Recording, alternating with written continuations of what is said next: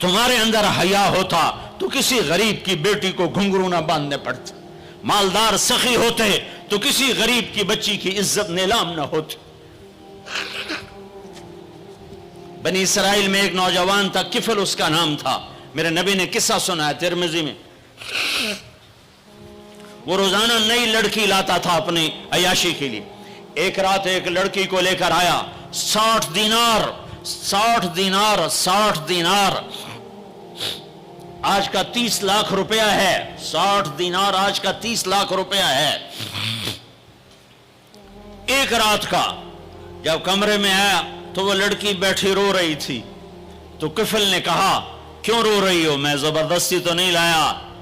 تو اس لڑکی نے کہا کفل میں عزت دار ہوں، میری عزت نیلام ہوئی ہے فقر کی وجہ سے، میں عزت دار ہوں، میری عزت آج نیلام ہوئی ہے فقر کی وجہ سے۔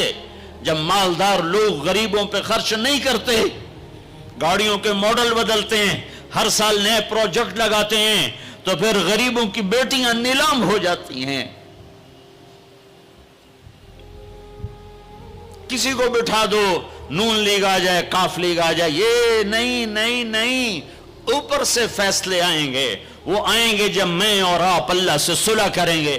تو کفل رونے لگا، آنکھوں میں آنسو آ گئے، کہا بہن جس عزت کے ساتھ آئی تھی اسی عزت کے ساتھ واپس چلی جا، اور میں بڑا کتا انسان ہوں، میں تیرے آنسوؤں کے طفیل توبہ کرتا ہوں، جا میرے لیے بخشش کی دعا کر دے۔ اور کفل کو نہیں پتا ہونے والا کیا ہے آگے۔ وہ لڑکی گھر پہنچی، پیچھے کفل بیٹھا بیٹھا مر گیا۔ جس حال میں یہ زندگی گزار رہا تھا، کل اس کی میت کو کندھا دینے کوئی نہ تھا، غسل دینے کوئی نہ تھا، دفن کرنے کوئی نہ تھا، یہ ایسی غلط زندگی والا تھا۔ واہ اے میرے رب، دیکھ رہا ہے تو سن رہا، اور ہم تو محمد مصطفیٰ کے امتی بیٹھے، یہ تو موسیٰ علیہ السلام کا امتی ہے، اور ہم تو محمد مصطفیٰ کے امتی بیٹھے ہوئے ہیں۔